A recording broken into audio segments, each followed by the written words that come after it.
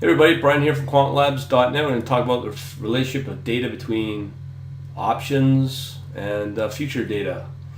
Yeah. Hopefully you got your thinking cap on because I got not a lot of questions, but hopefully I can open up some good discussion where we can all learn.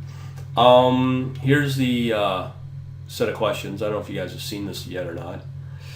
I'm trying to get, of all people online, is Ernie Chan. Last minute invite for him, but we'll see what happens. Okay, so the reason I'm doing this is because I read a lot of Morningstar, and I'm always seeing things like mentions of U.S. futures will dictate this direction of the market for the day. So, as an example, I'm just looking for anybody that kind of agrees with that statement, and if so, if you have any indicators that you might use that might be able to expand on that a statement, if you guys do see things like U.S. Future data that can be used for market direction for the day. Anybody have any answers on that? I used my pattern recognition this morning at four. Let me tell you, at 4:44 San Francisco time this morning, right? Yep. On crude, right? We gave pattern recognition for some patterns I use, right? Yep. On the short crude, and that was at 79.70. So it was pattern recognition that told me to short that, Okay. right? On something like the E-mini futures contract, however, I've been long the E-mini futures contract since since 10:30, roughly 10:30, 11 o'clock on 10:15. Okay. Right? Yeah. So I've still been long that. Is it Right? keep When going? it comes to equity, right, equity data seems to come in big turning points in the futures market, particularly on the E-mini futures contract at approximately 10:30, Okay. between 10:30 and 11. And in crude, it tends to come in more around 4 in the morning, my time, San Francisco time. Okay. And what like you're mentioning about your pattern recognition system? Is there any like? Can you expand on that possibly?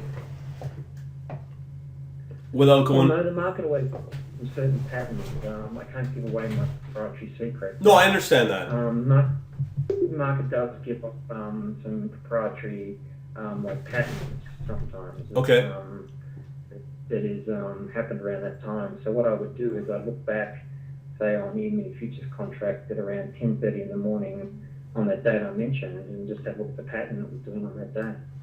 Okay. And how Well, it like okay? Just bite me if I'm getting too nosy here, but I guess the question would be, what type of data are you watching, and like what kind of frequency and how far back are you recording the data, or I'm that stick data, okay, okay.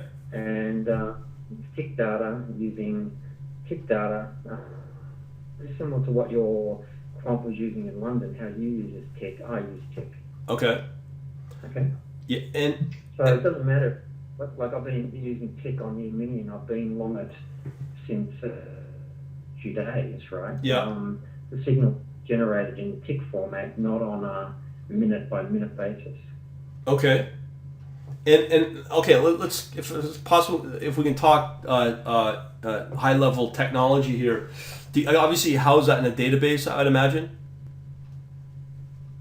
Yeah, it comes in. It's just tick data coming in from an external database. Oh, Okay, okay. into it, pattern recognition software. Yeah. Okay, and what happens is like I knew that the long position was there on the mini for a few days ago, and it's kept on grinding up and grinding up. Yeah. I looked at my charts on Sunday and noticed, looks like crude on Friday set up that setup. I wonder if it'll do it on the open, right? And of course it did at 4 o'clock this morning, Mm-hmm. right? When I bounced out of bed, what was going on, and I shorted it, and I picked up $2 on crude, which is nice. Obviously, yeah. Yeah. And, But no, futures do. Your question, which is based around depending on what the US futures are doing, right, and blah, blah, blah, is it going to give you a direction? Futures typically will give you a direction pattern recognition. Primary Right. around, 10 certain days, right? Yep. Most managers in this house, and I won't mention who because it's right? Okay. Seem to come out in meetings at about 10:30 in the morning. Okay. At 6 in the morning, looking at getting all the reconnaissance from all these people around the market, right? Yeah. Go to their morning meeting at 9:30, come out of their morning meeting at 10:30, and from 10:30 till 11 make an adjustment to portfolios. Okay. Okay? That's why it's very significant that my pattern recognition picked up to get long that E-mini at around 10:30 in the morning. Okay. I suspect the same thing happens on crude, right? Try to research maybe at night or see what happens in London, in the crude market in London, right? And see what the IA is saying and all these other people, and then do their trade first thing in the morning here in New York, right? Okay. It must be Europe time. Oh, sorry, it'll be 7 o'clock your time. But that's when you both got London and Europe crossing over, all right? Okay. So some big people putting on positions then, and to get $2 moving crude was really good today. Okay, so I mean, out of measuring your entire success, I mean, using pattern recognition, is that a major driver of your success as a trader, would you say? 100%. Okay. And Markets like an elephant. Markets like an elephant, it leaves footprints. right. I'm not sure if anybody has any well, one last question. You mentioned that you're using a third-party piece of software, or this is not custom at all, right? No, not third-party software. But I just just broker data, right? Just broker data from directly from the CME. Okay. All right. So, From the broker. Right? So. well, I guess what I'm trying to understand is how are you able to measure all the, like when you do a search on all the patterns, is it a fairly quick search result, or does it take a bit of number crunching? No, just what happens, it colours it for me in a certain pattern when it comes up on the screen, and I can see it there, and I can either shoot it off. If I like to just manage it myself, I just do it manually myself. But about 50% of the time, I'll shoot it off, if it's overnight when I'm sleeping, or my Australian office looks at it and they might execute it, right? Otherwise, I execute it. Okay.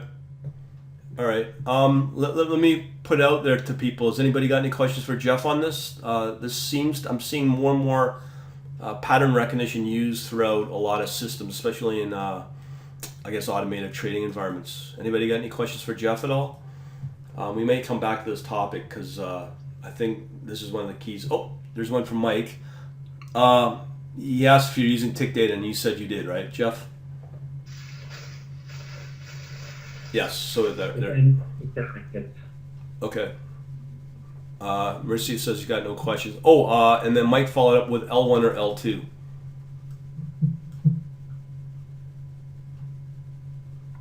Well, it's futures data level. It's just straight futures data. It's not stock data.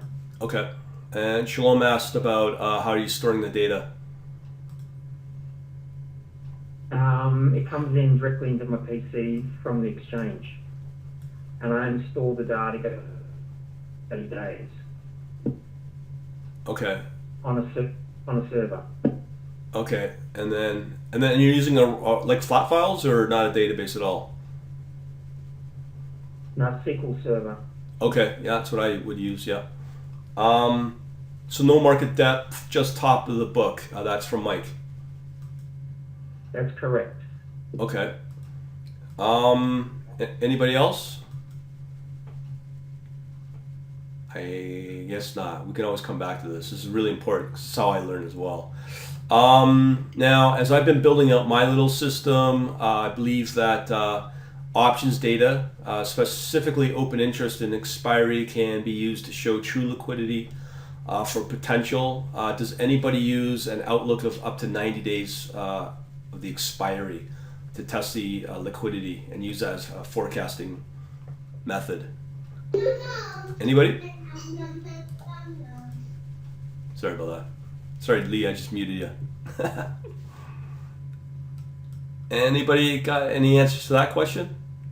I can always unmute people, just muting people for background noise, so don't be offended. You want me to repeat that question again? Number 2. So Jeff says SQL Server in memory. I guess it's back to you, Jeff. Jeff says yes. It is, and I don't interest, but I have seen people in the equity market look for unusual activity in the activity of a stock. You know, like a lot of puts being bought or a lot of, you know, calls being sold or whatever it might be, right? To give them an indication from the previous day that might have an effect on the market on the open. Okay. That's very hard to do because you tend to get, you don't know whether it's part of a two-sided transaction. Someone could be buying a call and selling a put at different strikes. Right. Right? It's got to be something that's had options and suddenly gets a really large option print, and that could be deemed that. If you try and do that on a, I don't know, a GE or a, you know, a Facebook or a Twitter or, you know, something that's really large, Apple, right? Yeah. Right? You have to tick out, you know, the things. Typically, if you listen to those guys to say, look, there was this unusual tech stock, there was this, you know, 3-month options has been really, really low. But this month there's been a lot of options in this one strike. Right. And it's higher than the market, the stock price, you know, blah, blah, blah, blah, blah. Okay, well, let's take a look at a couple examples and see how you interpret it, Jeff. We got here GE. Here's the open interest of, I guess, which contract should I pick, do you think, Jeff, out of these? December 12th or January?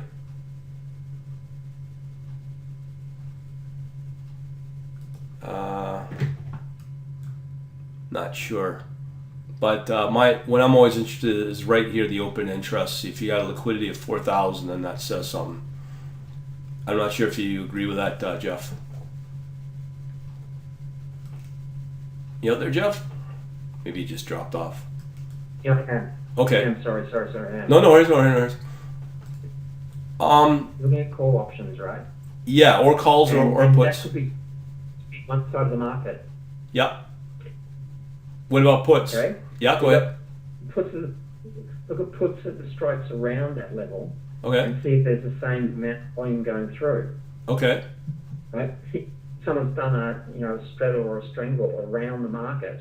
Right. Right. And that's very hard to figure out. Okay. Right. It might be 700 on one side, it might be 400 on another side, and you know, how do you really know which is in the trade go across a desk? Now, from my understanding, keep going, Jeff. Sorry. Now, your open interest could be false, right? Yeah. It could be a mixture of 15 trucks going through there. How do you know? Or not? It might be not direction. It could be the market trading in a range. Okay. But if you find a certain security that hasn't traded any options for a long time, how did the options come through during that day, and you get an alert of that can be an influence on the stock, right? Yeah. But doing it on something like G trades hundreds and hundreds of options, very difficult. Okay. So that's why the broker services have a search going through, right? That basically finds those options, unusual activity within the market. I've seen advertisements on the TV, some brokers out there like Swim and those other people, right, have some sort of search on their front page that has unusual, right, on 4 or 5 names. Okay. But they're not necessarily famous names. You're doing like G and things like that, right? You know. Basically, that's what happens, you know. Just so no, Jeff or Edwell just typed in a question. Are your trades put on mechanically or manually? It just said someone in Sydney watching this. So they're about 50-50 between both Sydney and, right? Okay. They're set to be automatic, but we might override it sometimes depending on how we feel, right? It's about 50-50. Okay. I'd like to 100%, but I don't need one purely 100% system. Okay.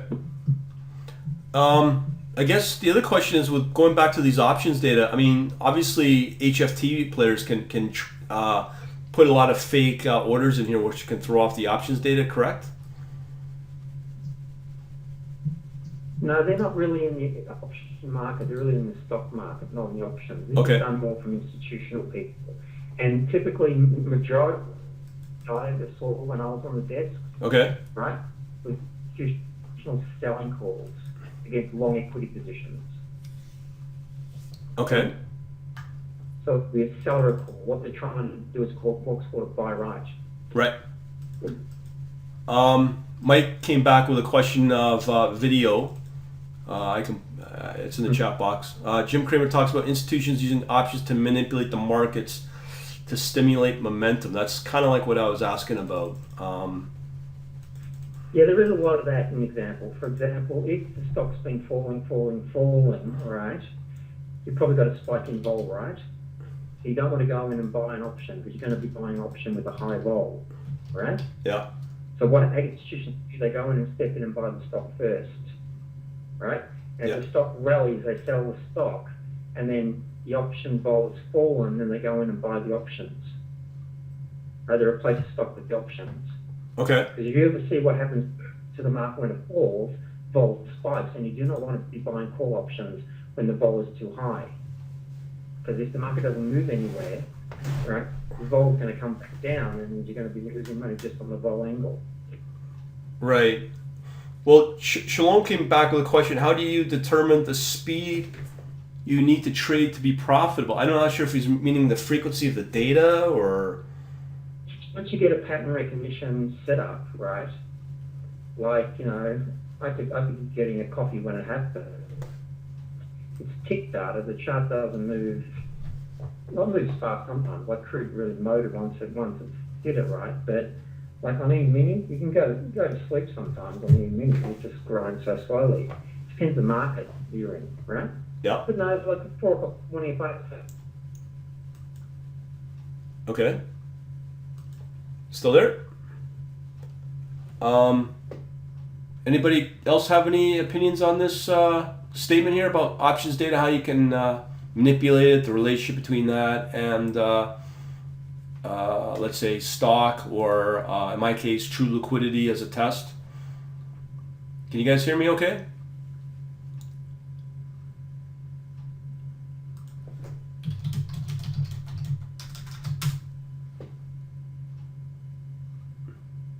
Testing, 1, 2. Can you guys hear me?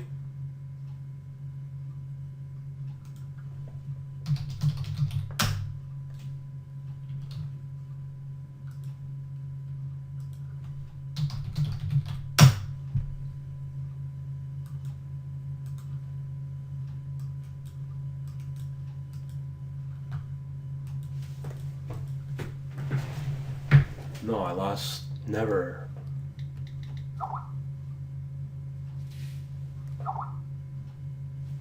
Hello. Can you guys hear me? Can you guys hear me okay? Hey, Brian. Yeah, we lost you for a moment. I don't know what happened there. Is everybody okay? Yeah, it showed that you were offline. It said offline, and I was just Skyping you to see what was up. Yeah, I don't know. I lost connection on my end. My apologies. You were the No only problem. one. Everyone else was here. We were fine. Okay. Well, where did you lose me at? Do you remember? I think I was. Remember, actually. I was asking about. Well, what I was asking about is anybody else have any opinions on this liquidity potential as a test using option data, or just general relationship between option data and stocks? Anybody got an opinion on it? Using option data to determine which direction the stock is going to go. Yeah, where it's gonna go. or test it as a liquidity, or that sort of thing. This specific question. Yeah, I mean, I've heard of different techniques. I don't know of anyone who's done it successfully. I've never heard of that. Yeah. Because that seems like a simple thing that people would try to take advantage of if they could. So the deep and complex pattern recognition algorithms was probably where the probabilistically you can detect what the market's going to do. Right. money is. For That is correct. You have to detect the regime first, the probability of the market being in a regime, and then within that regime, you have to have a probable trading strategy that generates a sequence that converges to a positive P&L. no, we just got a question. Why don't we leave all the questions for you, Jeff, right at the end of this? Is that okay? No problem. Okay, why don't we do that so we can just focus on our mission here. I'll create a list of questions. But I think Jeff just answered that question. Question 3. Anybody? I always have difficulties finding any good .NET, C#, or C++ algorithms to capture options data, or specifically option chain data, I should say. Anybody know any good products? Bloomberg has it, but you have to pay subscription to it. Yeah, well, we can't afford $2,000 a month, Jeff. Yeah. Anybody got any mentions? I got one for MATLAB. But anybody have anything for? I've seen one in Visual Basic. That's going against Yahoo Finance. Do any of the brokers, like your interactive brokers and everything, have downloadable option data? Okay. Yeah. I'm not sure. I don't use them, but you might know. Yeah, that's actually a good idea. But I'm not. I don't think I'll be starting with interactive brokers. So. I think in Swim is the big option one. It's owned by Option Monster. That's like it happen. I mean, Shalom, you're a Thinkorswim guy. Do you know if they do? Yeah, it's got fantastic quotes and everything, and it has the IB rank and all that, but it doesn't have an easy way to download stuff to your local computer Right. server. It doesn't have. Because Lee here says when. It's very. Keep going. Right. Keep going, Shalom. Sorry about that. It's a very funky API that I think an OCX library or something. I don't know. I don't think their API has really been updated. Okay, Lee mentioned Options Express, but they abandoned it. I believe interface Thinkorswim with Excel to download the data. Thanks, Mike. Lee asked, when IB have that? I know that TD Ameritrade used to have, but I think they dropped their API. Yeah, TD Ameritrade is bought Thinkorswim, so that's what I'm seeing. Their API is outdated, and it seems almost impossible to use. Yeah, I'm just looking for stuff like this on Yahoo Finance. You got your options here for whatever you want, and here's your chain data. That's all I'm looking for. Specifically, like I said, against Yahoo Finance. Okay, oh well. I tried. Anybody believe that major future contracts are economic data hints and short-term market direction? Specifically, like what you're using as indicators. Think, obviously, Jeff talked about oil ES contracts. Anybody else using anything else for economic, or using any kind of economic data as a hint for short-term market direction? Anybody? I know gold's used, obviously. I've got a whole slew here in the top 10. What's out there? I think the VIX futures term structure is probably as good as you're going to get for short-term market direction. I'm looking up. Right, like VIX Central, I've sent that before. Yep. And You know what I'm talking about, the VIX Central website with the chart. That's the VIX futures term structure.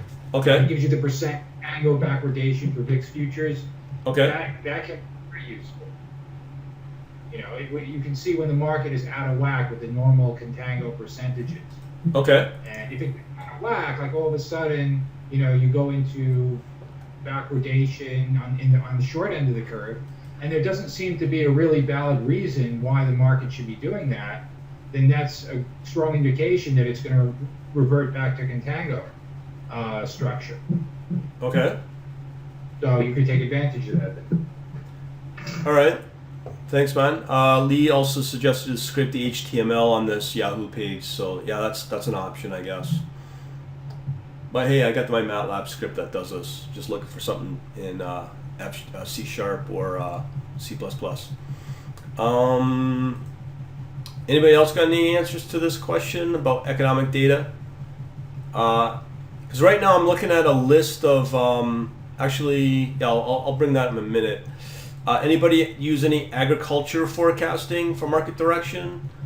Specifically, anything that's used as an input that is part of a company's value chain. Example, I don't know, corn that may impact their. Go ahead. Go ahead. Lumber. A lot of people I know look at lumber as what lumber prices are doing and what the stock market is doing. Okay. And a lot of people use copper as well. Right. And specifically, where would lumber impact? Obviously, housing, producers. Many parts of the economy, like building and everything else, Right. which drives the economy and things like that. You know, it's one of the ones that traditionally is held up in all different things. So I haven't gone back and graphed it against it, but that's what I'm told. No, I know that as a fact as well. I know copper's another one, as when China was hoarding copper in 2008 and 9. So that's a definite. There's also electrical, like utilities for electrical usage. That's how they were measuring the true cost of what China for their manufacturing, because they were pumping out numbers that were saying that their economy was doing great, but then they went back and looked at the utilities of manufacturers in China, and it was a lot lower, and there was no direct relationship there. So there's these right here are the top 10 future contracts according to the latest Active Trader September issue. So I know for you, Jeff, you obviously use 10-year note, 5-year note, 30. Yeah. You're- Tracks, crude oil, don't do NASDAQ, do Euro, and do gold, yes. Okay. And what I don't do on that is the NASDAQ, right? Yeah. And that's it. So you're not using NASDAQ for. No. So, but you will use S&P 500, no problem, right? Definitely, I'm still long that from a few weeks ago. Okay. What about? I'm looking at some. Go ahead. Sorry. Well, I'm short gold at the moment. Yeah. Short crude. I'm long E-mini and I'm short bonds. Okay. Yep. What about? Do you do any currency as well? Yeah, I did the Euro, did the Aussie. I've been short the Aussie, right? That moved nice today. Yeah. And I haven't done the Euro for a couple of weeks, but I have been big in the Euro, yes. What about Japanese yen? Not as much. If I'm going to do anything, I do Euro yen. It's a better cross. Okay. And what about British pound against the U.S. dollar? Don't care about the pound. Okay. And what about sugar? No, I don't do any commodities like that, like Okay. sugar, corn, things. You don't. I've got Okay. friends that do. I've got friends of mine in Omaha, Nebraska that trade all those things, right? Yeah. They've always tried to talk doing corn and all these other things, and I said, if you don't come from that market, I'm not going to do it. They know all the intricacies of it. I'd rather give them the money to manage rather than myself. Okay. I guess we can open up some questions for Jeff. It sounds like Mike's got. Do you use volume data, Jeff, or pure price? No data. I care about tick, price and tick. That's all I care about. Okay. CME exchange data for free? I don't think it is from Jeff 9. No, it's delayed. If you go to the CME website and pull up the mini, I think it's delayed 10 minutes or something. Yeah, I know with IQ Feed, you should be able to get. I know you can get the CME data, tick data as well. I don't know how much it is, but that's an affordable way, definitely. Tick data as well. Anybody else? For Jeff or whoever? I guess Mike asked, are you connected directly to the CME?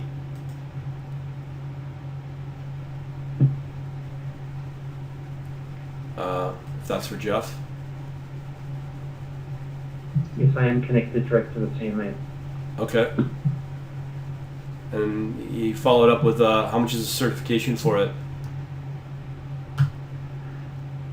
I partially own the seat on the exchange. Oh, I okay. bought many years ago. Okay, there you go. Anybody else? Like I said, we're going to keep this probably pretty short tonight. Anybody else got any general questions at all? Oh, are you certified for the API as well, I guess? Yes. That's how I feed it.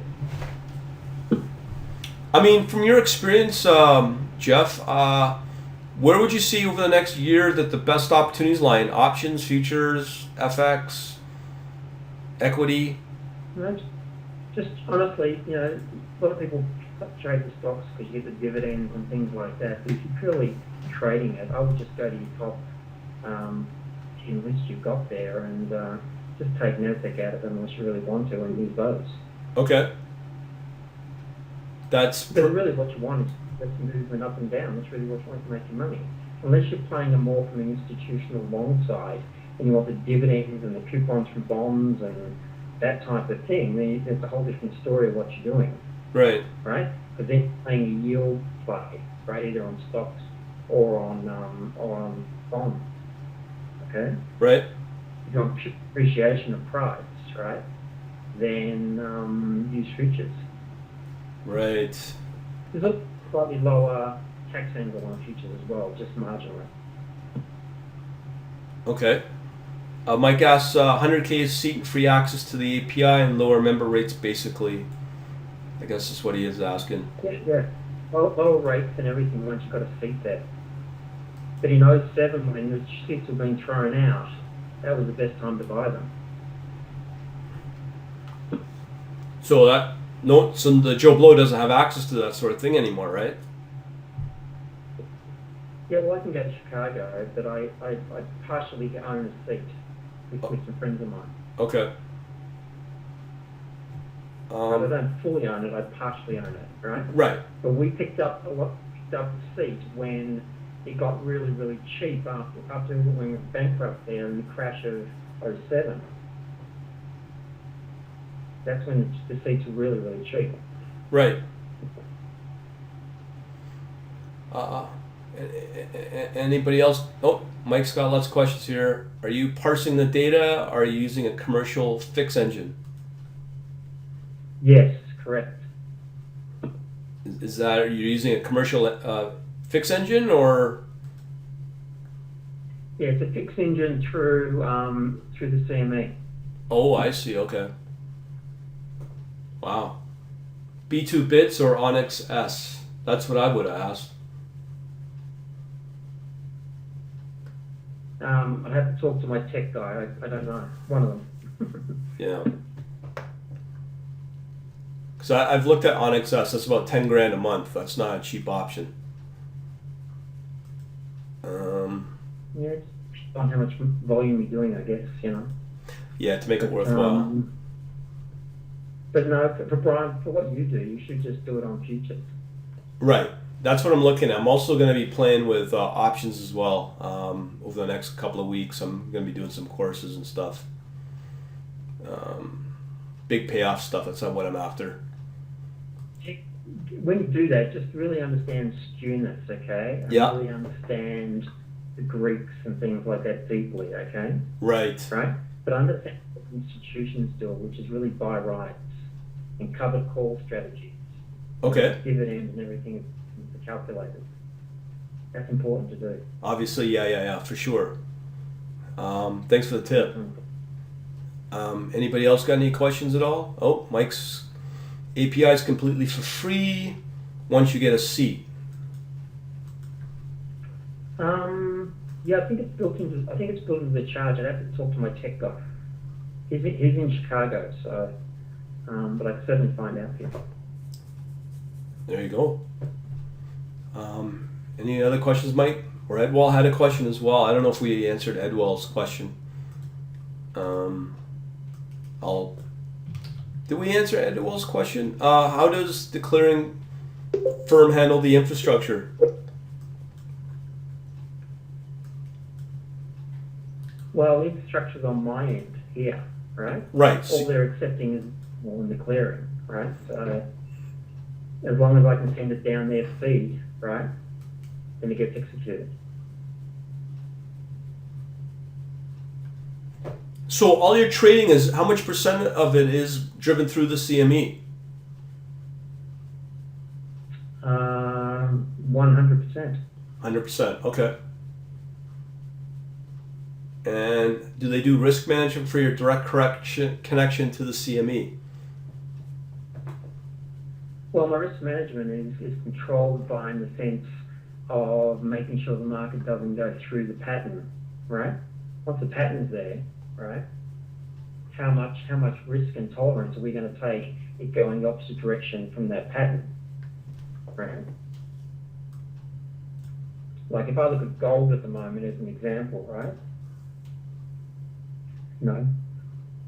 Gold's been in a capitulation for quite some time, but we went short on gold back up around the 1248 level on gold, right? Yeah. So we go up there. Are we going to let it go to say 1250 or something like that? Well, never got up there, but we have a stop, like a reverse. So you got to 1254, right? But we let it get above that before it collapsed back down again. So we let it ride basically 14 points, right, against us, and we didn't get out. Okay? Yeah. Then it just collapsed down to 1155. So what we just do is have not a stop at the broker, because we don't trust the broker, right? Right. What we have just an order, just fired off from the system. Like your own logical stop loss, basically. Correct. Gotcha. And they don't know it's stopped, just right? Because we like to hide everything when we do it. Right. But when you say broker, I mean, aren't you going right on the CME though, or is that just for data? No. We're in the CME, but we know the broker community, right? Okay. Right. We clear it through a broker. Right. Huh? Gotcha. So, is it safe to say when I make the statement that your broker can manipulate your orders? Not saying they will, but they can? No, because it just goes straight into their blotter, right? Right. And gets executed, right? Okay. But when you're saying you're not... Go ahead. Anything could be manipulated. I look at slippage and things, right? But, I see a little bit of slippage, but not much. Okay. Because futures doesn't have a ton of slippage. Right, okay. Anybody else got any questions at all? Comments? Mike asks, what language do you use? Python and C++. And all your orders are market, not limit? They're always market, they never limit orders.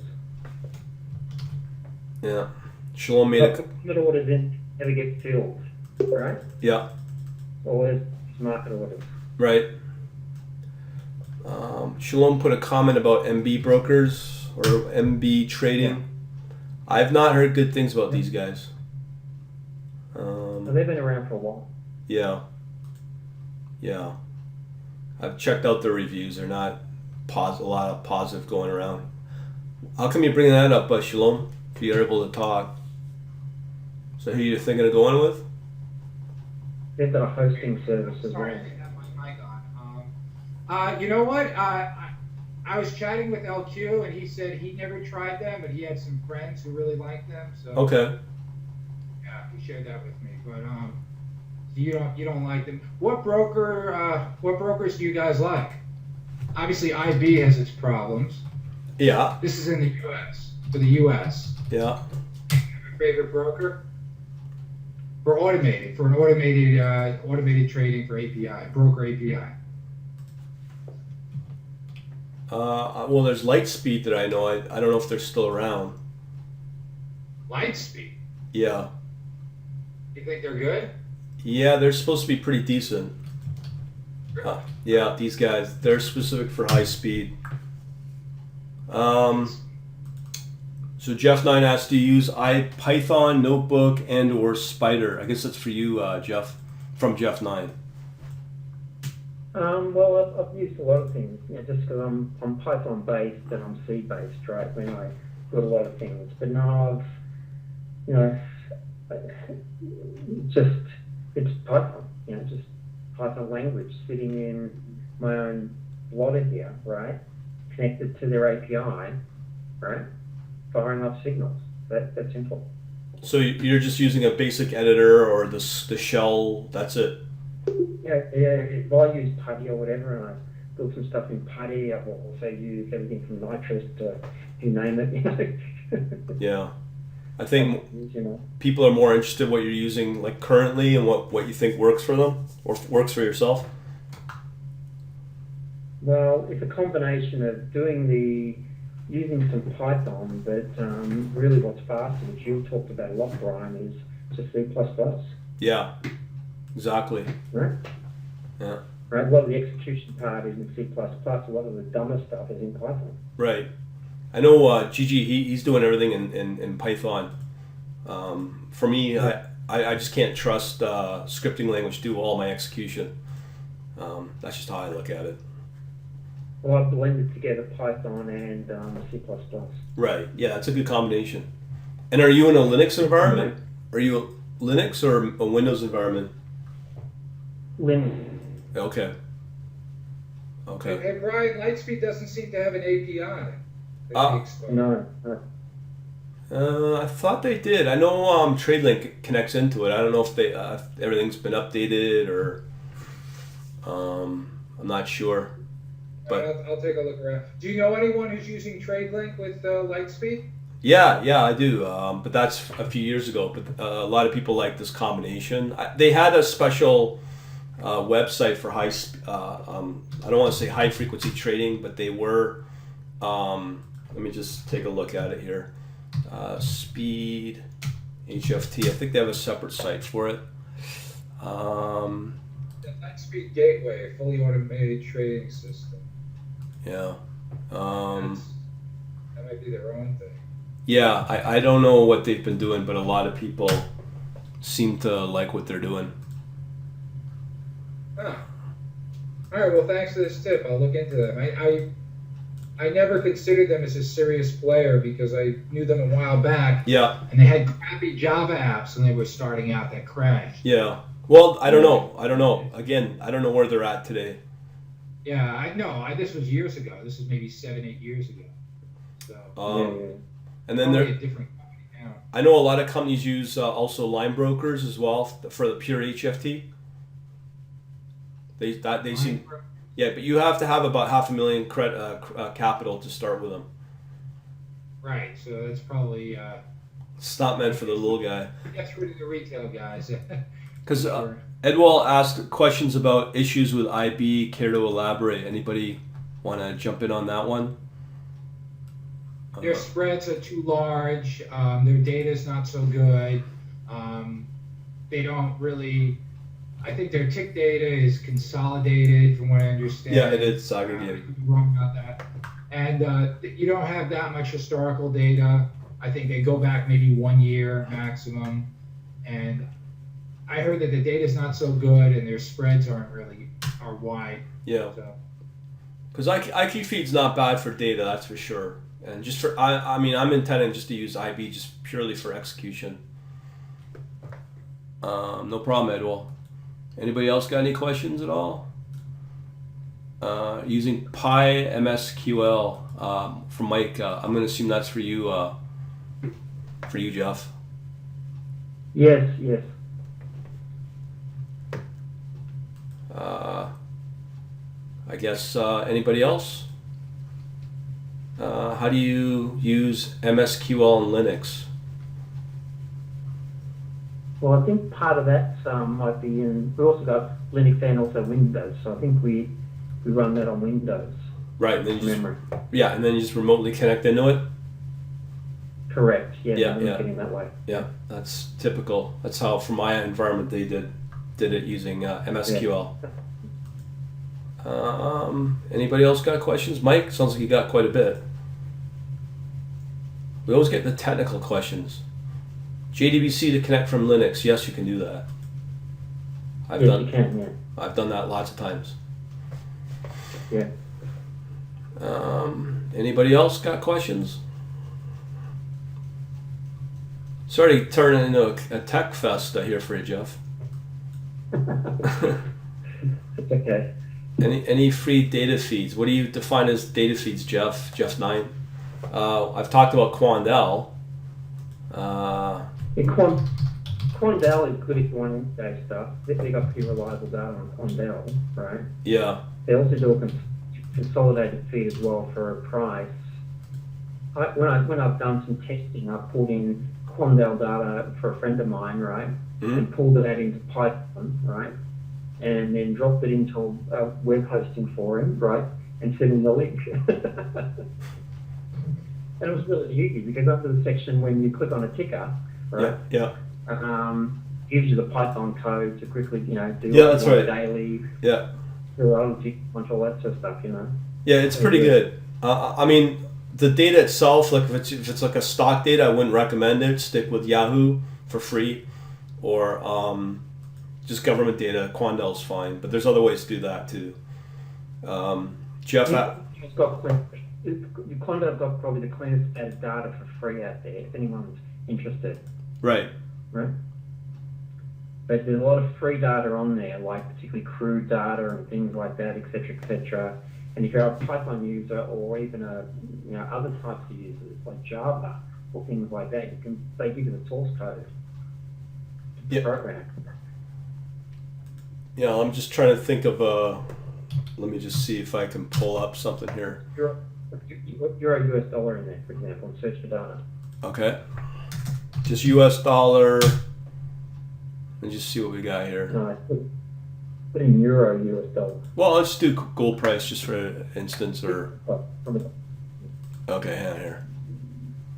But it's easy as this. This is the one thing I will give Quandel. I was trying to get. Oh, yeah, no.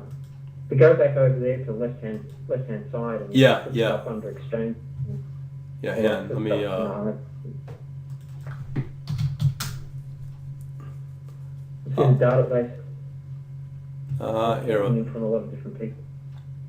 But yeah, here you go. You got your code that you can just download And you can do Python, you can do R, you can do MATLAB, you can do all that, and it gives you that code there. Yeah. If you scroll down the page, Yeah. it'll give you all the, like that bit, it'll scroll down, it gives you all the links and everything down the bottom of the page to see it.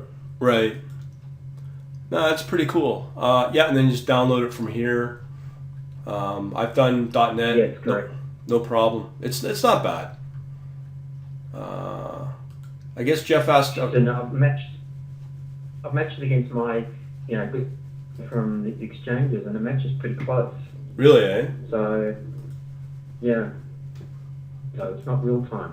Right. Well, that's why you got to pay for it, obviously. Yeah. Jeff asked, a real-time order book or price? I'm not sure what he's meaning by that.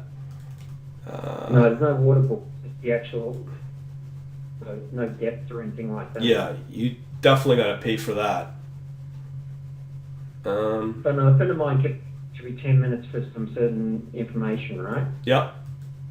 So what I did was I went to Quandel, downloaded it, built a web application, sent him a HTTP website. Yeah. And said, just click on the button every day and you'll get what you want, right? Yeah. And it was just pulling it from Quandel, it wasn't pulling it from my database. Wow. And if you want to play around with it, it's a good way to learn how to do a language, right? Just to drop it in there Exactly. Yeah. and pull data. Yeah. The other thing you can also do if you're really a Python freak on the call, right? Yeah. You can also go to a company up there called Sendex. How do you spell that? SENTDEX, right? Yeah. And what they do is give you Python and Am I? source code.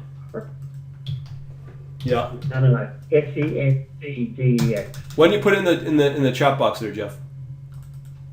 Checkbox, right? Yeah, just put it in the chat box. I'll pull it up. now, right? Hang on a second here. I'm just typing. Okay. There. Okay. Okay. Yeah. And that's Has a specific. really good how to build this shell and how to, put a MACD and blah, blah, blah, blah, blah up there. And Oh, wow. use something. That's really cool. Let me put a link in. I can't. It's on the system here, but if you go through some of these things here, there's full YouTube tutorials on how to build your own, screen and your own moving averages and blah, blah, blah, blah. It's really Very cool. But this is only supported in Python, though, right? no. You can do it in multiple languages. He uses Python though. Okay. Okay. It doesn't matter from my end, but that's pretty powerful, especially the forex sentiment, U.S. stock, Bitcoin, even. Yeah. Nice. Yeah. Thanks a lot. But if you go to YouTube as well, Brian, Yeah. put in Syntax into YouTube, Okay. and do the Python tutorials there. So if no one knows Python on the call, and you want to know a bit about Python, right? Yeah. Edward's already got it up there, right? You can look it up on YouTube. So you put in Syntax, Right. and there's charting things in Python and blah blah. Very blah. cool. Wow. That's what I showed a friend how to do, right? Yeah. So much asking me about stocks every day. I helped him build his own so he didn't have to annoy me. That's awesome. I didn't even know about that. I'll just pull up Edwell's link on that. Yeah. How to program G4X. Very cool. Mhm. I like that. So I guess that's the standard, I guess, for charting in Python then. Well, he uses Matplotlib, right, Right. to be able to pull in open, high, low closes and moving averages and RSIs and blah blah blah blah blah, right? Yep. Using Matlib to do that, and you could easily take Python, Matlib, QuantLab, right, Mm-hmm. and pull them all into Python. We quickly do it easily, and I think I did it in probably an hour. Wow. HTTP link, so you could see all this regularly and not have to annoy me. That's pretty powerful stuff. I thought it was fantastic, right? Oh yeah, for sure. Mike asks, would your strategy be profitable without the membership discount rates? Not Would sure. your strategy be profitable without the membership discount rate? Is this Brian's strategy? Yeah, that's what I'm trying to understand. If Mike want to elaborate on whose membership discount strategies. Oh, CME. There you go. It's for the CME, I guess. No, see, I've used NumPy and IPython, MATLAB, and all that sort of stuff, and I find it, even for somebody that's not really codey like you, Brian. Right? Yeah. Just by doing some of these things, I could figure it out. Yeah. And I mean, Jeff Nine just pulled up this course here from Coursera on IPython, NumPy. Yeah. Finishing next week, I'm going to download the tutorials. There's a ton of Python tutorials I've seen online. Correct. There's so much out there. It's overwhelming. I think Shalom seems to know that market the best. Anybody else got any? No, Go ahead, Jeff. it's used by I just use it because this guy was driving me crazy, right? And and then just set up a HTTP and clicks on it every day, and he goes, oh, look at that stock going up and the RSI's crossing, and da da da da. That's what he wants, sort of thing. Yeah. Because I know for I'm more of an F sharp guy or moving into it. There's a link from Jeff Nine. Thanks, Jeff. I'm moving into F sharp. With F sharp, can call a lot of the mainstream R packages. So they got Quant Mod, which is pretty cool for charting in R. This is an awesome charting package. Just awesome. So you can do that from within F sharp. So Yeah, yeah. But again, it doesn't really matter. I focus more on the strategy versus the tech stuff now. Yeah, that's true. I agree. But for somebody out there starting out, and your stuff's about both programming and also about information like these calls, Brian, right? Yeah. Having a bit of a background like index stuff, I think, is important to some of those people. Right. That want to do this. Yeah, I agree. And So Australia. yeah, with Quantopian and platforms like that, those are really good starting points. Definitely. And just so you know, just for the current of the exchange, Yeah. just for the exchanges in Let's just pull up this little link from Jeff here. This is the Coursera. yeah. Oh. Yeah, I've heard about this. I've had a few people mention this computational investing. Yeah. Mike asks, how much volume do you need to pull to get super low rates from your clearing firm with a CME membership? Well, there's CM memberships. Currently, it's about bid, I think 600,000 for a seat there at the moment. CME 625, 500 bid and below, and we paid, I think, 100 odd. You know, a few long time ago, sort of thing. So. I am just getting off my chair right now. Leases. But the leases, right? If you go to the lease section, right? Mhm. Let's see if I can get my clip going here. These, Leases are about There you pulling it up. Here you go. it's only 1,900 for leases, right? Yeah. And membership for leases is only, you know, you can call people and get the leases and stuff like that. So depending on how much volume you're doing, you can do it from the exchange and, you know, depends how much volume you're doing. Right. Well, yeah, I'm just looking at it. This is opening up new doors. This is obviously pretty cool. Anybody else got any questions or comments? But if you go through the brokers, they'll introduce you to people on the floor that want to sell, like people on the next page, Brian. Yeah. So the contacts that'll you call if you want to get one of those leases.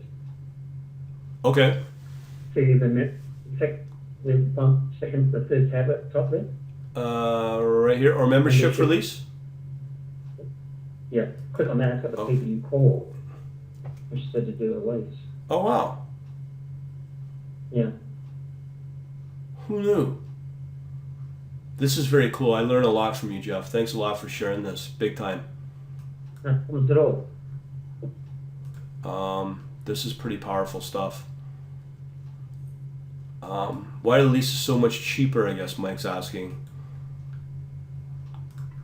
Because like leasing an apartment or buying a house, it's the same concept. I guess that's a good way of putting it. Anybody else? It's coming up for an hour. Anybody? But the rent is generally higher proportionally than this. Yeah, look, leases are the best way to do it if you're starting out, right? Yeah. But you need to be doing, you know, enough volume to pay for your lease, right? And making more money to your lease. What about, I've heard somebody sent me a brochure from the CME regarding the more you put in, the more access you get to faster access on the execution. With the floor, so you've got your co-located computers directly at the exchange, right? So Yeah. Essentially going to be there quicker, right? No, but but if you pay more, you get faster access, regardless if you're on a colo or not.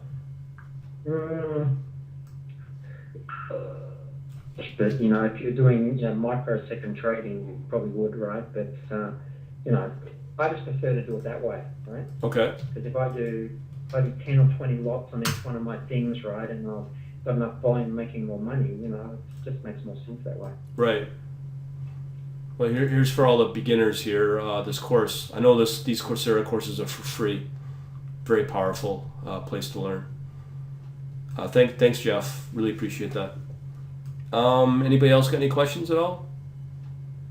If you want to hang on there, I'll try to pull up what that link on the hang on here on the CME access pay to play or something like that.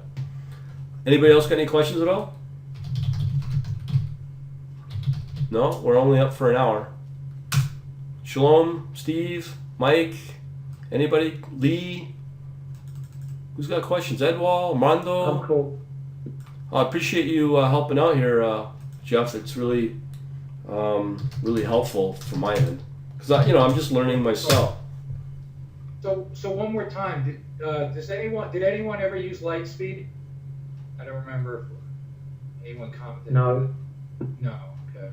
It seems like they have a pretty good deal. I'm looking into that. So thank you for that tip, Ryan. No problem.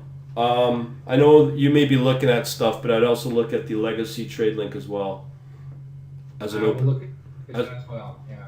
as an open source trading system. It's fairly fast. It'll get Well, you. I still need a broker API. Yeah, but TradeLink comes with all that out of box, and you can do out of box. You can go with IB, MB Trading, Lightspeed, all the ones that you brought up. Right. Goldman Sachs. Right, but I still need a broker. I need a broker connection, and I need a market data feed. Yeah, but that's what I'm saying. It includes the adapters for those brokers. That's why I always recommend TradeLink. Right. Yeah, they just have to be really tested well, right? Sure, but it gets you a major leg up, though, right? Yeah, absolutely. I mean, I come from a software testing background, so it should be right up my alley to test the thing, right? Yeah, I just found the link, Jeff, on this pay-to-play thing with the CME. Let me just pull up the brochure. Yeah, CME group. Here it is. I'll put the link into. These are the connectivity options. I don't know if you're aware of these. But basically it says the more you pay, the faster access you get. Can't remember where it is mentioned in here somewhere. Here you go. The bandwidth connection goes up the more you pay. Apparently a lot of people are squawking about this.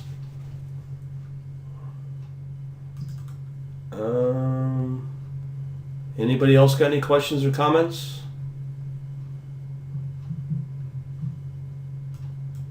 Because we're coming up just over an hour. Mike asked, do you have a Bloomberg, Jeff? Yep. Yeah, you do, eh? So you're fully... hardly used. You hardly use it. And like how many like do you are you're not a one man show though, right, Jeff? Like it sounds like you got a multiple number of traders. Well, I have 3 people in San Francisco and 14 people in Sydney. Okay, so you are a fully fledged trading operation then. That is correct. Do you take on external capital, or are you just trading your own money pretty well, or your own firm's money? No, it's too many headaches. Not that I've ever done it, but I can imagine how many headaches it is. No, it's my own capital. Okay. There are the other people who joined the company right over time. Right. So you just give them like a partnership or some kind of share revenue kind of thing. Correct. Gotcha. Anybody else got any questions? Go ahead, Jeff. When I get a bid, basically, they watch my positions, and when they're I watch their positions, or the other guys watch positions here, and I don't watch their positions, they do, you know. So you're a full 24-hour operation pretty well. Yes. Jeff 9 wants to know if you're hiring. Not yet. I had a few people send me their resumes a few weeks ago, and no, I'm not hiring at the moment. That's funny. Anybody else got any questions at all? Sounds like you're getting a lot of questions there, Jeff. Jeff, that is. Have you seen anything like this at all, Jeff? The CME connectivity options? Yeah, my guy in Chicago knows all about it. Okay. Right? And, all right. no. he keeps me informed of all the different charges and everything. Yeah. Do I listen? Yeah. You know, but no. I don't go to Chicago that often, but I will go to Chicago once or catch up with them and things like that. And but not when it's snowing and cold. I won't go there. Yeah. Well, here's the pricing on these connections: $12,000 a month just for the data, leased access. Wow, $8,000 a month. Wow. And I guess you have to sign some kind of long-term arrangement, no different than Bloomberg, right, Jeff? Like a 5-year or 3-year term. If you get the lease, and that's prorated, I think the connectivity options into the lease, right? Okay. You got to talk to those people. We got to talk to those people on that list on that other page, and they'll tell you how much connectivity fees are, how much the lease is. Okay. There's always people willing to sell part of their leases, right? Yeah. Yep. Guys retiring, guys going on holidays, blah blah blah blah blah. You know. Yeah. What's that? Anybody else got any questions at all? Just over an hour. If you're running a commercial business, say like mine, right? It's best to have either a lease or a seat, right? Okay. Right. Yeah. I remember during 2007, 2008, you know, there was a lot of people getting pushed off the floor because they lost money, right? Those lease rates were down around $1,000. Wow.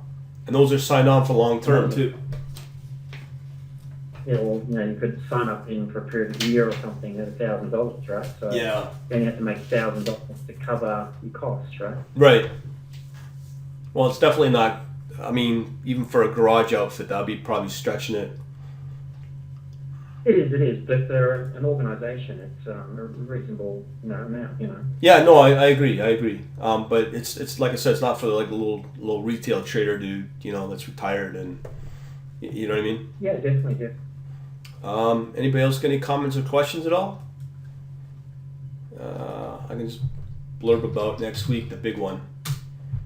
Not sure if people know about it. How many of you guys out there are? Is Cottrell or LQ coming next year? You mean next week? I'm not sure on that, Mike. I'll invite them both, but who knows? It'd be a lot of fireworks, that's for sure. I don't think Paul will be. He says he's not going to be coming until he gets his official PhD. But this is what's on deck. This is the machine learning one on does machine learning work? How many of you guys actually use machine learning? So Jeff says he's using machine learning. Who's going to be the referee? I don't know. Sorry, go ahead, Jeff. It'll be one of the highlights. I think it'll be one of the highlights outside of the quant that was on. Is the quant going to come to this? I'm not sure. I'll have to get in touch with him and see if he's going to come out. Yeah. I think this is a very important one. We should all be on. Yeah. I'm trying to get a vendors coming on. They don't want to be on. The people that go on about machine learning don't want to be on this session. And it's like, if anybody should be on, it's them. You know what I mean? That's why I'm doing this. Because I talked to Ernie about machine learning, Ernie Chan, and he doesn't believe in it. So maybe he's just like me, being a conservative, or I don't know. Is Paul going to come on it? No, he won't. I know for sure he won't be on it. We'll probably be revisiting this topic in the new year. But he has put up some comments on it. There's a lot of comments. You can tell there's 62 comments. I'll put that in there. Anybody else got any comments? I know Jeff, you're using machine learning. Ed Walsh says he's using machine learning. Anybody else using machine learning? Anybody? Mike, are you using it? Anybody? Because I'm just trying to explore how people are using it and if they're actually profitable and they're consistently profitable with it. That's the whole point of this topic. But that's like I said, for next week. What's your view on machine learning, Jeff? Yeah, I think it's going to be a very interesting topic. But are you actually using it for your live trading and actually you see it working for your operation? Has been for many years. For many years, okay. That's good to know, because this is where I'm wanting to learn this.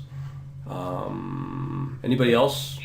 So there's certain patterns that show up, not consistently, but from time to time. If you take those patterns, and get out of them at the right time and blah blah blah. Yeah. I wouldn't say 100%, machine learning, but I'd say, 65-70% machine learning. Yeah. Okay. Well, Jeff 9 asked the question: do you require large computational resources for it? He's planning to learn on machine learning on the topic now. No, you've got fast enough computers these days to crunch it all, right? And if you're not running some massive computation, right, you keep it simple. Mm-hmm. I think I've tried to use all the stuff that I think you started using, Brian, years and years ago, right? Everything in MATLAB, everything else, FFTs and all these other crazy stuff. Yeah. None of it worked, right? Right. So when you get back to basics and back to some very simple processes, you read in maybe a book that was published, maybe 50 years ago, sort of thing, right? Right. And then look for that consistently, and then it's dawning on you one day, you're sitting here thinking, why is it doing that particular pattern? And why is the market going down? And you research it, you go, oh my God, that's a pattern I should be using. Right. Well, from my seeing what I'm seeing, it seems there's a lot of, I don't want to not referring to you, but there is some luck. People find patterns like that based around luck. I think people that are successful, I know there's a couple in Chicago and a few other people that found those patterns, right? Yeah. Don't always occur. Right. But if you get the right tick combinations or the correct tick type or, that type of thing, you will get those patterns. Right. A bit like your quant saying that he used, what did he say, 100 tick charts, which is the fastest chart you can actually get. Right. Jeff asked about GAN patterns. No, don't believe in GAN. Okay. Because Trust me, but it's not consistent enough. there's this topic as well. I just put the meetup in there about OpenCL. This guy AJ, he's a consultant. He specializes in this area, not specific to trading, but he knows a lot about it, especially in a Linux environment. So he'd be bringing in a lot of insight into it. And it's also used for high performance computing as well. So he does have a website if you want to check it out. That's for the 25th, I believe. Mike's asking about, are you using Python ML libraries, PyBrain? Yeah, PyBrain definitely is. Interesting.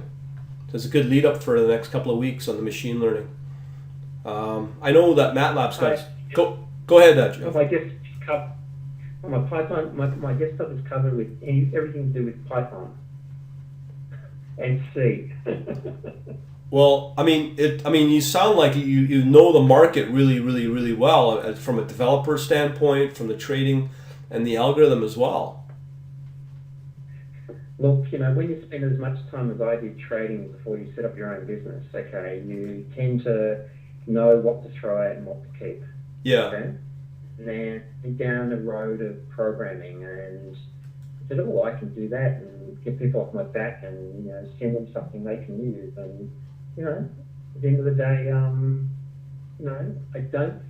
The greatest thing you're going to use in your trading, in my view, is something that's relatively simple. Yeah, I'm learning that now too. Yeah. Not a clad, just dice, skewness with a twist and a cherry on top. It's not. Right. I can tell you that from evidence, right? Yeah. Once in a blue moon, GAN will work once in a blue moon. A MACD will be delayed, a moving average will be delayed, a vol ADX will volatility will be higher in the ADX. There'll be, Right. I put and what the quant said, right? Get your data stream correct. Right. The quant said that. Yeah.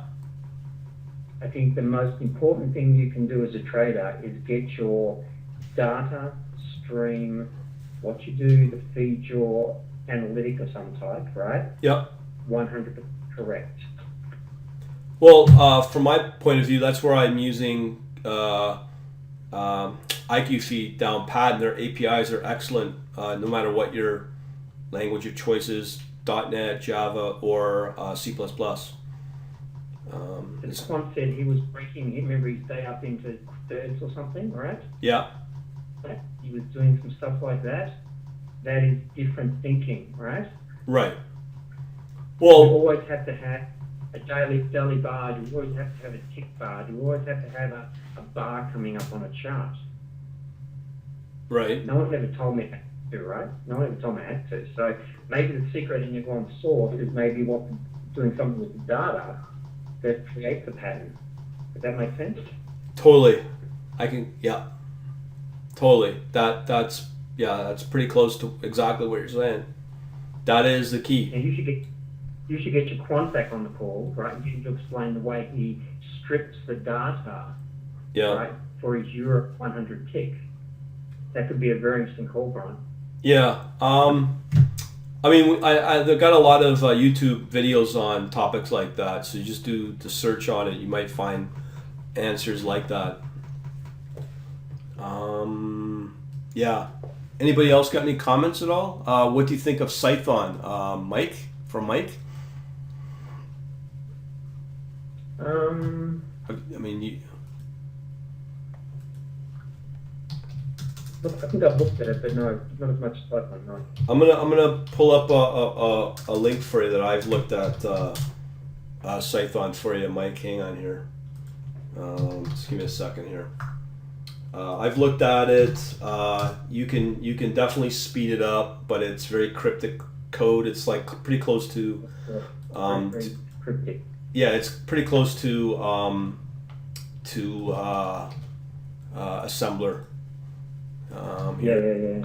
Here's the link on that. There's a couple of videos, I believe, and other resources that I like it, but I don't understand why would you want to use Python to receive the same benefits that you'd get with C itself natively.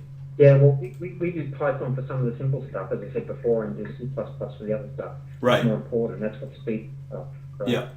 I would not do the whole thing in Python. I agree with you, Brian. I wouldn't do the whole thing in Python. No. I'm seeing my system over time get ported over to Linux with C++. I mean, I've just got the latest spec on the new C++, and they're also including the new Parallelize right out of C++. That's going to be like, I think 2017. So that's going to be a huge deal. Let's put it this way, C++ is not going to die. It's hard to code up, but they're trying to make it a lot easier. Yeah, I agree. But Cython's Keep it simple, is it? Yeah, Cython's is very powerful, but then again, when you're trying to achieve the speed of C with Python, why not just use C plain and simple? And C itself is a Sorry, go ahead. Agree. You know, Use C's. Python for the defining stuff and things like that. It's Yeah. not running. Yeah, Right? yeah. And C++ all the stuff that's running. That's a really good combination. Yeah. I'm the same way with MATLAB as well. I mean, with MATLAB, they just did a webinar on how you can use MATLAB code generate into C. So they just put out. Yeah. So, as I keep saying, it doesn't really matter what technology you use. What matters is the actual strategy in your algorithms. I don't know. That's how I look at it. Anybody else got any comments or questions at all? We go on all night on these topics. But you hate Linux. How will you reconcile that? Is that for me, Mike? I'm not saying I don't hate Linux. It's just the front end stuff I'm going to keep in .NET, but the back end I'll most likely do in C++ without libraries. The problem I have with Linux is just building the dependencies in certain libraries with other dependencies. It's just a pure nightmare in Linux, I find. C++. Yeah, I agree. C++ with Boost. I played with Boost a lot. I mean, what's your opinion on Boost, Jeff? Yeah, we play with Boost here. And you find any benefits? I mean, it does simplify, but there's also, Like the results. Yeah. Yeah. It's hard to say. I mean, I don't know. So I've had the program on the line to really go through this because I'm, I'll do 10%, he'll do 90% sort of thing. So, I know he has looked at boosts and things like that. So yeah. I mean, I'm also playing with F Sharp with C++. I mean, I know you're probably not a Windows guy, Jeff, but what I'm seeing with F Sharp is blowing my mind on how Microsoft's really trying to really be the leaders in data science and how you can use Visual Studio and just easily integrate all three languages of C Sharp, C++, and F Sharp. It's pretty powerful. That's what I'm well, seeing. I can have a look at it, but no, unless there's a reason to change it, right? Yeah, no. At the moment, sort of thing. I'm just. I do read a lot of your stuff. You post, Brian, about don't use Python, right? Or don't use this for this, or don't do that for that. And I think they're very, very good comments you put out. Oh, thanks. I just find it from a beginner, and even from my experience, I find Python can be a challenge for a lot of newbies, unless you're working with just very small subset of what Python can do. I think that there's enough videos online to really get some quick knowledge on Python. I really do. Yeah. Right? Yeah. The New Boston's website and YouTube channel is absolutely fantastic to learn it. Right. Any language. True. Right? Yeah. I've just go ahead. He does a great job of teaching people. It's amazing. Yeah. I mean, I played a lot with RStudio, and I really love. Without RStudio, I don't think R would be as big if it wasn't for RStudio, because just to be able to integrate all the packages nice and easily, it's a great IDE. So, yeah. Show Brian and everyone. I've got a call with somebody in Australia at the moment. But Okay, no thanks problem. Everybody for having. I do appreciate it. Okay, and everybody. Okay. Yeah, thanks again, Jeff, for helping out. I think everyone learns a lot from you. Appreciate it, man. Thanks, everyone. Bye-bye. Thanks. See you, man. Anybody got any questions at all? I've tried Anaconda, Edwall. I've tried Spider 2. It's just integrating one package with another package. It's just, I'm challenged by it all the time. Yeah, I don't know. Maybe I'm an idiot or something. I don't know. Anybody else got any comments, questions? If you want, we can end it now. This was a good lengthy discussion. And maybe next week we can get some machine learning people to even teach me and you guys some good stuff. Jeff says, if you profile your code. Yeah, that's true. Anybody else got any comments or questions for now? No problem. Shalom. Thanks, everybody. I'll just do a going once, going twice, going three times. Otherwise, we'll wrap her up. Anybody got comments, questions? Here we go. Going once, going twice, going three times. Okay, I guess show up next week on the 17th at 7 p.m. Eastern Standard, and we'll definitely get the machine learning going. And the following week with that open CI as well from AJ. All right, so let's call it a wrap tonight. All right, so thanks a lot for coming on out, people. I appreciate it. This has been really good. I learned a lot. Hope you are too learning. Okay, guys, and no ladies tonight, but thanks again. All right, so I'm gonna end the recording, and we'll talk to you later. Bye.